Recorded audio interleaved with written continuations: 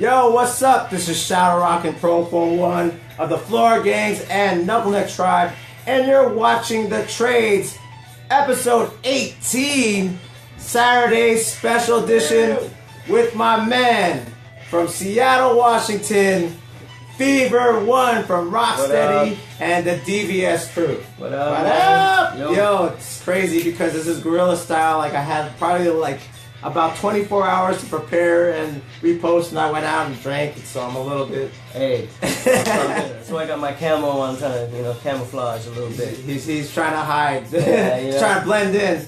But so the thing is, like, I didn't know that he was out in town. Like he had a show really last minute. Like maybe the last 2 days, I found out that there was a show and that he was in it.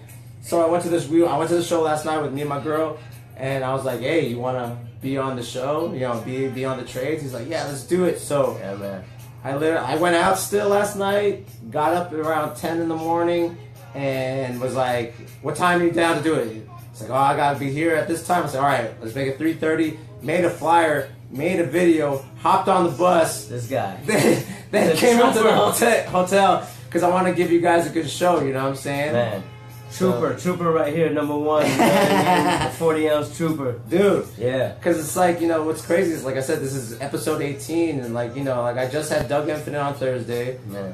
Had, Break Be Loop before that, so it's like, I'm like gathering a lot of like dope people that, all you viewers out there need to know about, and that's what the whole trades is about, is like to put you on game, you know what I mean? And who better yet from the Northwest to like, I'm not worthy. Nah, man. Guns blazing. Hey, what up, Danny Dibble? So the thing is, all right. So I usually my thing is I ask this question a bunch of times, like, what's your first exposure to hip hop? But I want to know, like, what year did you like get into breaking, and how long after that did you meet Icy Ice? Okay. Yeah. So yeah, man, like, to be honest, like, breaking wasn't my first encounter with like street dance. Right. It was popping, and okay. It was really, they used to call it bopping. In Seattle, there were a lot crazy. of boppers. Yeah. Used to like do the bop and hit, and of course they were like roboting and waving and doing everything else. Right. But the funk movement was big, and the reason was because we're pretty close to the Bay. Yeah. You know what I mean? We call it strutting. Well, in San Francisco we call it strutting. I think in Oakland, well, we call it strutting, but then like in LA they call it popping or pop locking or whatever. And like different styles too. And there was a lot of strutters actually that were up in Seattle. Crazy. A lot of the Samoans and Mexicans used to have that like strutting style. Yeah. And then that's what I was first exposed to, and this was like in like 79, 80. Oh shoot! Right. Before Right. I knew anything about hip hop. Before I knew anything about breaking, I witnessed like popping battles. Right. It was at my school, and the older cats used to go at it. Yeah. And we used to also hang out downtown and stuff, and see cats battling and stuff too. And it used to always be serious, Right. gangsters, Yeah. like loped out, smoking joints and hitting in each other's faces, Right. It's one of those things that if you didn't do it, if you didn't know how to do it, you wouldn't even try it. Right. You just get beat up. Yeah. Plain and simple. Yeah. So I always just watch, and be on the sideline. But then later, when breaking first started getting popularized by the media. Like Star Wars. Yeah, exactly. In 1982, Right. Is when I first got exposed to breaking. Right.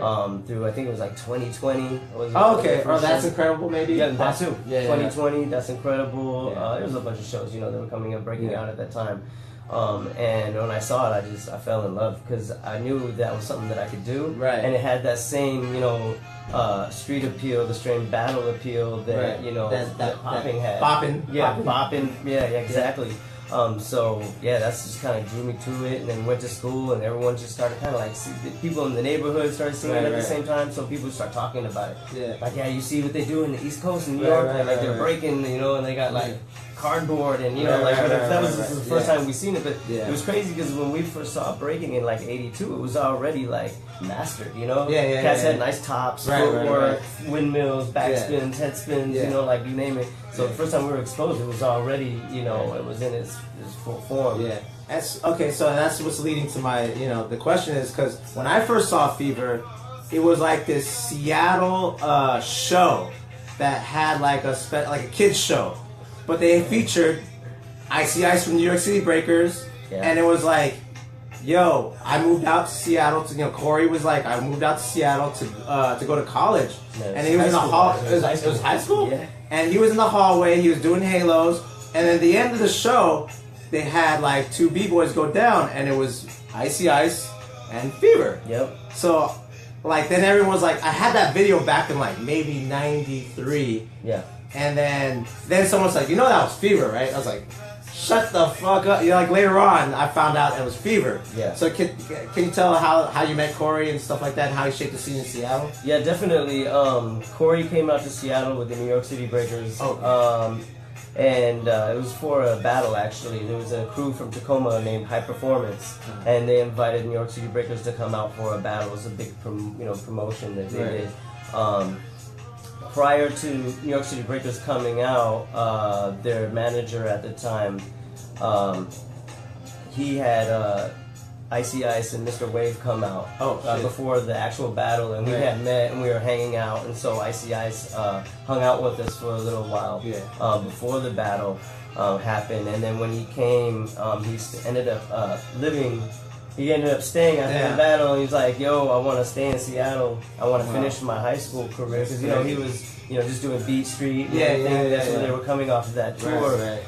And he had an opportunity to finish up high school, and he finished up his senior year in Seattle with a 4.0 grade average. He's like, damn, that's a goal we need to hit. And like, yo, I mean, big ups to Icy Ice, Corey, what up? He's a big mentor of mine. Had been breaking already from 82 all the way up to 87. I had met him in 87.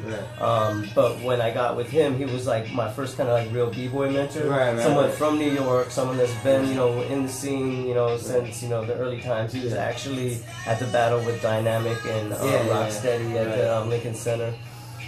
So, it was like dope to actually just get down and practice with like a real b-boy. Like crazy. So that was 87? 87. I was 17. I was like a that's young buck, crazy. Hey, so for us in the Bay, maybe 85, 86 when the breaking started to die down, but you guys are still doing it 87. Yeah, well, see, what happened was the same thing with us too. Right. So like in 85, 86, kind of like when Beat Street all kind of the hype kind of died down. Unfortunately, the next like Hollywood glamorized movie was Colors. Right. And everyone on the West Coast went from like having like clean Caesars and the lead jeans with the like permanent creases, matching shell tops to having Dickies and Jerry Curls and selling rocks. But the thing is a lot of it had to do with the fast money, like being in high school, and a lot of kids that I was going to school with were like coming to school with like beepers and fat knots, like teasing teachers, like, yo, when's the last time you made this much? Like stupid shit, so a lot of b-boys who were really dope, who had mad skills, were even like writers and DJs, and got into that lifestyle, and we're kind of like, I'm not with that b-boy shit anymore. I'm making money and trying to be into gangbanging or whatever. So a lot of people stopped. But what kept me going, I loved it, and at the same time, Icy Ice moved to Seattle. I'm like, oh shit, this is a dope opportunity. And we would go to like high school dances and stuff, and get down, and people would look at us side eye, or like laugh at us, like, oh, they still doing that break dancing, and be like, get out of here, So, was there any time that you actually like took a break from it too? Because were you still active? Was it still active after 87, 88, 89? So, 90? Yeah, man. So, like, I was still practicing, even like after Corey left, after high school, he was there for like maybe a couple years. After he left, I would still like practice, my boy, Soul One, DVS crew, shout out to Soul One. He's like one of my best friends, from 7th grade. And he was always breaking with me since day one. And he was one of the cats that would just, he's always doing graph, always DJing, always breaking. So we would just hang out and just do that, because we just had that coming in, we wouldn't be breaking like every day, but like we'd go to a party and we would get down, and people would like be like, oh shit, these guys are still breaking, you know. But we would just do it because it would be fun. We'd run into people that we used to break with in the '80s, at parties and college parties and shit, and like, yo, you still breaking? Yeah, like hell yeah, you know. And then what happened was like in 90, 91 in Vancouver, they were having this sound war competition, and there was like a hip hop competition with all these different elements, like you know, graffiti, DJing, MCing, b-boying. Where there was like a dance, you know.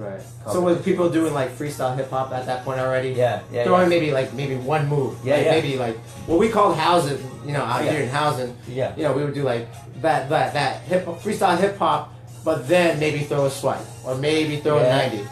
And you were just like, fuck that, I'm gonna go all out. Exactly. Yo, because this is the whole thing is that, you know, I was party dancing too. I was going to party, I was dancing with girls, you know what I mean? It's not like I'm just like breaking all the time and like they're playing slow music and I'm breaking. You know? Not like today, you mean? Nah, you know, I mean, that's the whole point of going to the jam, you know, it's like to dance with girls. But, you know, if they're gonna play a joint, you know, that's another way of going off and catching girls, you know, right? But yeah, I mean, I think that what happened was, you know, everyone was getting into that hip hop dancing, you know, and then a lot of people started mixing housing and lofting, you know, and a lot of times they would jump up and do the slides and things like that, and they would, you know, do scissor kicks and Zulu spins, or, you know, and then come up. You know, and then I would see that and I'd be like, you're doing footwork. You know what I mean? So I would go and I would like battle cats. You know, and or the steppers that used to the stepping, you know, the black fraternity, the Greeks and stuff. Do all the stepping stuff. I used to battle them. I was like, I'm battling everybody.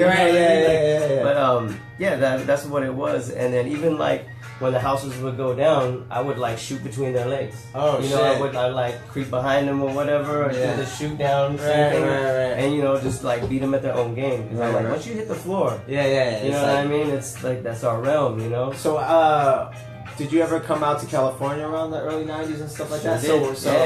So were you tripping out like, yo, these guys are like they have a whole scene or whatever is going on? So this is, I used to come out here on the graffiti tip. I know a bunch of writers from the Bay and from Frisco from the late 80s.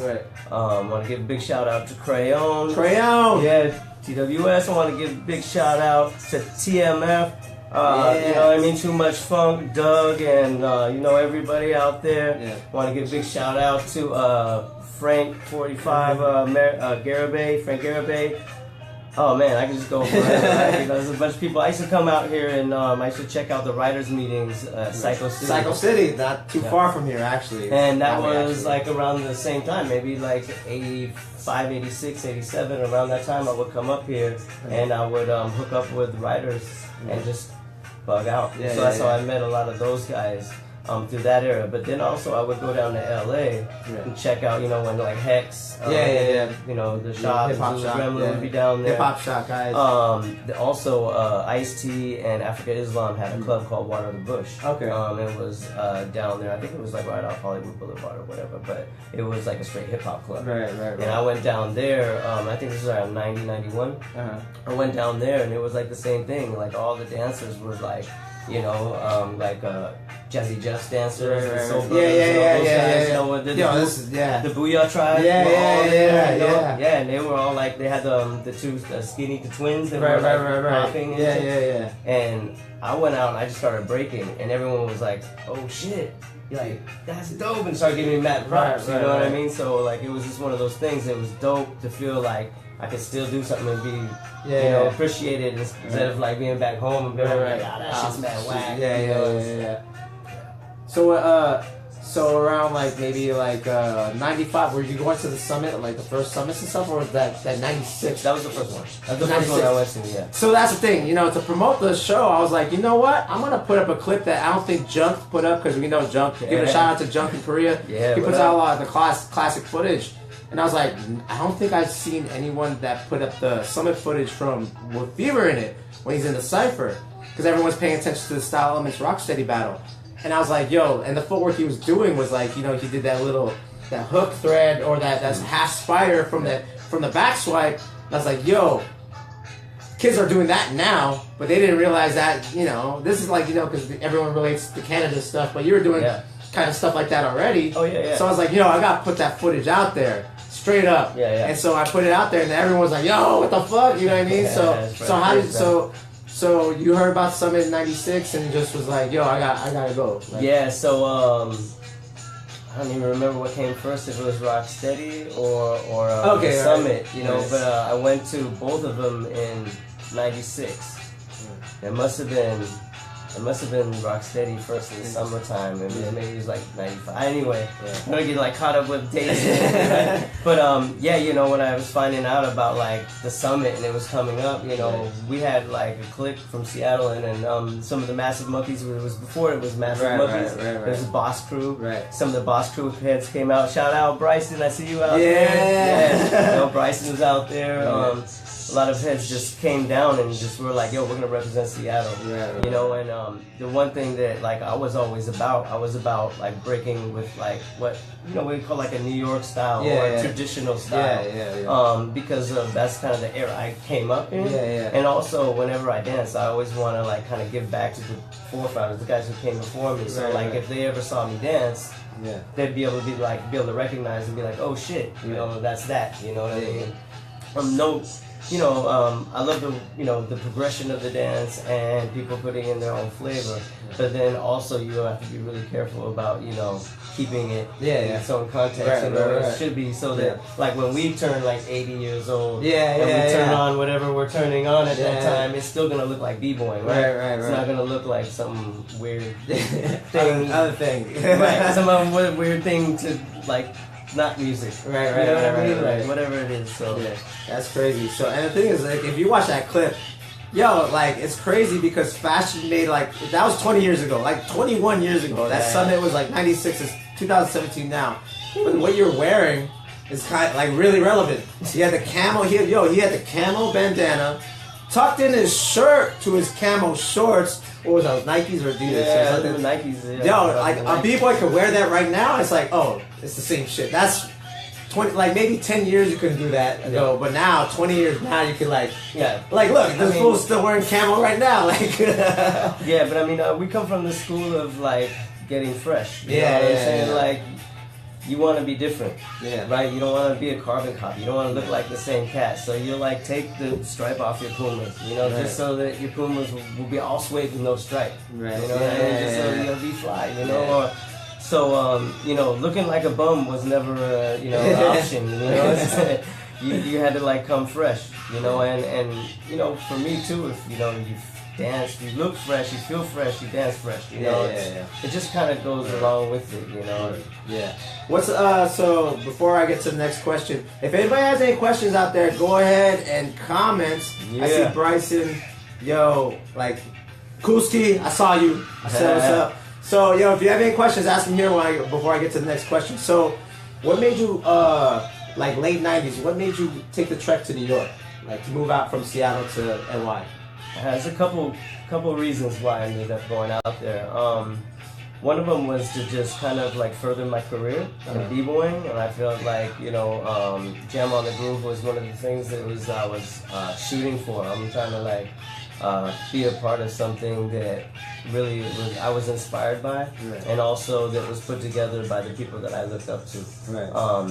So actually, when I had kept in touch with Fable over the years, because Fable and Corey, that's how I met Fable, through Corey. So I had always kept in touch with Fable, and when they were doing the Get Original stuff, I had reached out to him and I said, yo, you know, that's one thing that I'd definitely be interested in doing is theater and, you know, some hip-hop stuff, same type of thing you guys are doing, so if you have any advice, you know, boom, he said, well, you know what you need to do is come to New York.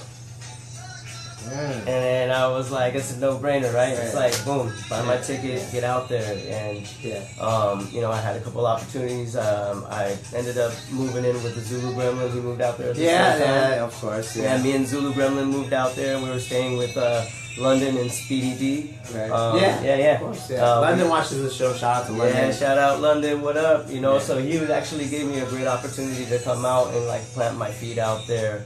But then, you know, I just hit the floor running. I just started doing shows. Me and Zulu Gremlin started creating, you know, shows, trying to do whatever we could just to stay busy. just entering battles. Just whatever I could. I was trying to make noise out there, and my main thing was really to get down in front of the guys who I looked up to, to just kind of get that blessing. Yeah. Because then if I didn't, I just had to go back home and go back to the drawing board and be like, damn, I suck. No. That's crazy because, like, for instance, like Zulu Gremlin is my mentor. When he moved out to the Bay, he showed me like all the foundation that I have. I was watching videos, but he actually taught me. So he was like my first mentor. Was Zulu Gremlin. So after being at NY, so how did you start getting into Rocksteady? So how did that all come together? So I ended up getting down with Gem on the Groove, and I was like the last member of Get Original. And we had a great cast. It was like Donnie Crumbs was in it, Riston was in it, Orko was in it, Zulu Gremlin, it was myself, there was Kenny, like it was a crazy cast. It was like one of the last shows we were doing out in Epcot Center. Oh, shit. That was like a big one. Kind of before everything started dispersing. But that was something that I was doing. So I was doing work with Rocksteady previously. And I've been doing work with Fable because after Gem on the Groove died out, I told Fable, I said, yo, if there's anything that you got lined up, man, just call me. I got your back. We'll make things happen. And he called me in like a couple weeks. He was like, yo, I got 3 gigs. We're going to go to Germany, Italy. And, I was like, boom, and then ever since then, I never looked back. Like, really, Fable is the one who kept me on my feet out there.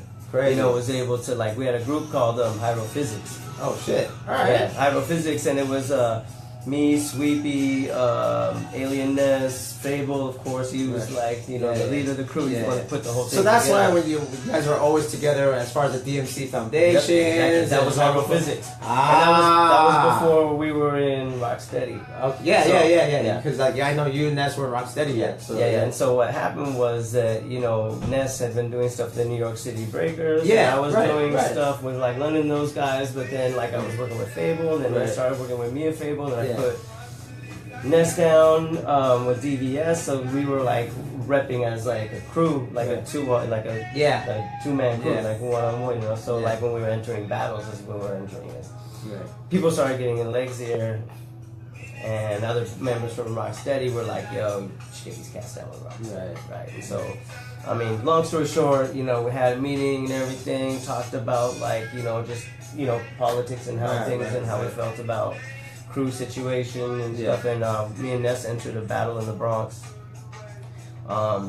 It's funny because we entered the battle in the Bronx, and when we got there, I saw that Heps and Flow Rock were there. And you do the math, you know what I'm saying? I told Ness, I said, yo, it's a setup, you know what I'm saying? We're gonna end up battling Heps and Flow Rock sometime, whether it's in this battle or at the end of the night after the battle. I bet you it's gonna be after the battle, right? You already know. So I said, let's save some of the, some of the blow ups and shit after, so that So we had game plan. We were on top of our game, and long story short, the videos out there, you see me and Ness battling to get in Rocksteady. That's and that was one of the footage I was looking at to promote this show. But I was like, nah, we need to go back. But that footage is the thing that where everyone saw you and Ness. That put us on the map. Do the commandos, do the routines that were just oh shit, these aren't just routines, these are burner routines. It's not just choreography. Exactly. It's burning, and I guess this is leading up to Exactly. Guns blazing. So Guns blazing. So talk about that concept. All right, so that concept, I'm bringing it all the way back to the Guns blazing style and where I got the name from and how I go about it. So I've always respected the style and always been drawn to the style of battling and dissing and throwing burns and you know what I mean? That's just how it was. You were always just trying to diss whoever you're battling. And there's all different types of ways of dissing someone. You don't always gotta pull out a gun and you can put someone's head in their pants. There's all different things you can do. But going back to just that style, just I love a stick and move style. I one of my big inspirations was Bruce Lee. Another big inspiration was Muhammad Ali. Just everybody from the 70s, and you know what I mean. We're 70s babies. Those are the people that we used to look up in the way they move. So all these different ways and feelings of dancing kind of was what was kind of how I feel when I dance. And then also, I used to train with a lot of like the old school b-boys when I moved to New York. Kenny was one of them. I was training with Ken Swift on a regular basis. I was training with Little Lep on a regular basis. And so Little Lep, big shout out to Little Lep.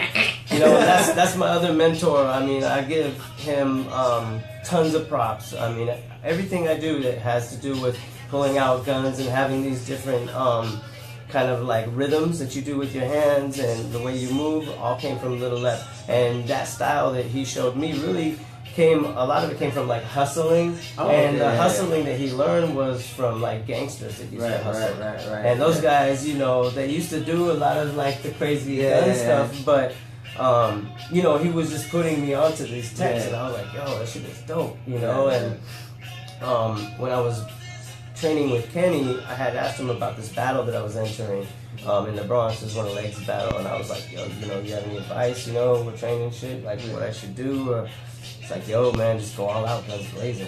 And I was like, ding. And ever since he said that, I was just like, that's the style, just all out, guns blazing, you know.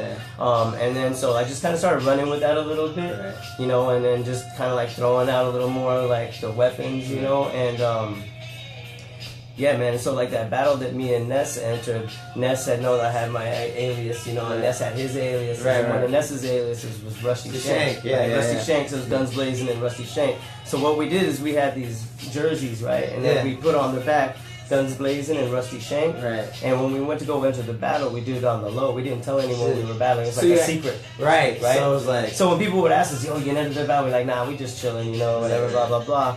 But we had someone else enter us, and they entered our names as Bullet Holes and Stitches. Nice. So it was like a double alias, right? Some other people knew I was like Guns Blazing or whatever. So you want to like, So like, you know, everyone's going through the battle, and they call the next group, you know, versus Bullet Holes and Stitches. And everyone starts laughing, right, because of the name, right? And then me and Ness stepped out, and like, oh shit. And we took off our jerseys, and it's like Guns Blazing, Rusty Shank, and it was like, gosh. That's dope. So before we get to the last question, so we're gonna do a Fourth Dimension streetwear giveaway. Word up. From Built for the Elements from my man Ajax. Ajax is an Ajax clothing brand. So this is what you gotta do to get a care package from Fourth Dimension. So check this out. So it's a trivia question, and so what you gotta do is I'm gonna ask the question, and I need you to go to the Instagram at Fourth Dimension _streetwear. Then the first to answer the question on the picture of Fever wins a care package from Fourth Dimension. So again, right now, go and follow Fourth Dimension _streetwear. And here is the question. Who won the 2-on-2 B-Boys Summit in 1999? You can't, not just the crew, but the B-Boys who won. So go follow Fourth Dimension _streetwear, and the first to answer will get a care package from Fourth Dimension Streetwear. Yeah, Fourth Dimension Streetwear. What up, Ajax? Yeah. So now, like, we're getting to the last part. So now we're talking about Jam on the Groove, and the reason why you're here, talk about the show that you're doing here in San Francisco. And it's the last run. And then what you got going on in the future. Okay. So the show that we're doing here is called Opposing Forces. Dope show. I watched it last night. So it's I do it along with a few other b-boys. Latif Salim from Circle of Fire. What up? Also Free from Circle of Fire. He's in the show. We also have Robert. Mr. Ivan. Mr. Ivan. Bobby Drake, B-Boy Bobby Drake, you know, and we also got a cat, Michael O'Neill, who dances with us.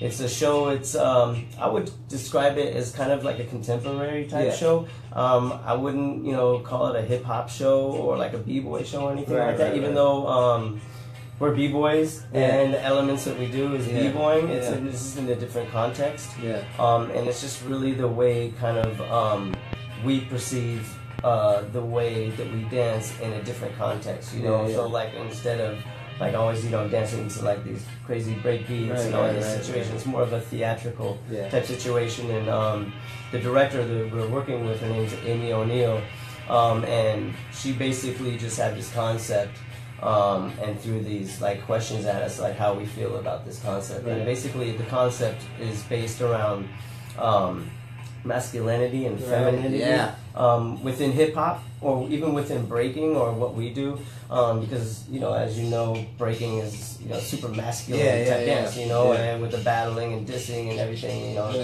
But she just wanted to like raise questions like, what do we feel as like what is feminine, what is masculine? Does that mean like if you're hard, does that mean you're masculine? Can girls break hard and still be feminine? You know what I mean? There's like all these crazy, questions out there that you really kind of just ask yourself when you see the show. So we're not really trying to put a message out and be like, this is what it is. It's just like the way you perceive it, And so, it's dope. It's crazy. The lighting is crazy. The design work of the show is really dope too. It looked like these motherfuckers are in Tron and shit. Like they're like coming out the fucking floor or whatever. I mean, that's not what's happening, but it looks like it because of the visuals and stuff. I mean, we have an awesome lighting designer named Amia Brown, and her and some, I forget the person's name that did the floor design, but they do everything with tape, line tape, and it's like a sacred geometry. It's just like crazy angles. And then with the lighting design, they cut all the lighting boxes so they fit in every shape, and then also some of the lines they are able to light up as well. Yeah, it's crazy. It's cool, man. It's just cool vibes and tonight, there we go. Yeah, it was Ben Zamora. Ben Zamora is the one that also helped with the. Thanks. Good looking out, Mike. So tonight's the last show in San Francisco. So can you tell them what time the show is tonight? So last show I believe is at 7 o'clock. Doors open at 7, and then the show will be at 7:30.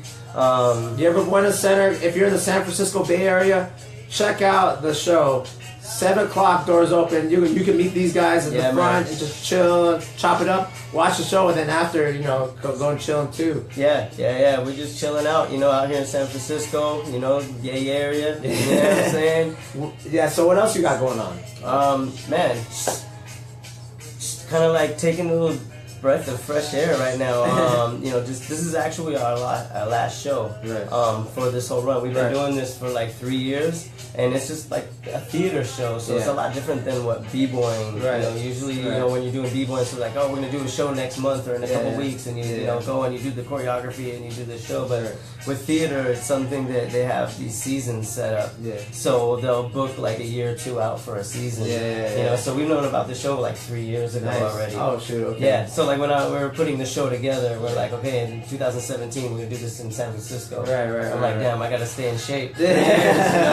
So right now, I mean, this has been a blessing to be able to stay in shape and keep at it. That's why you've been seeing me on the scene. Making videos, doing the stance videos, doing the drop videos.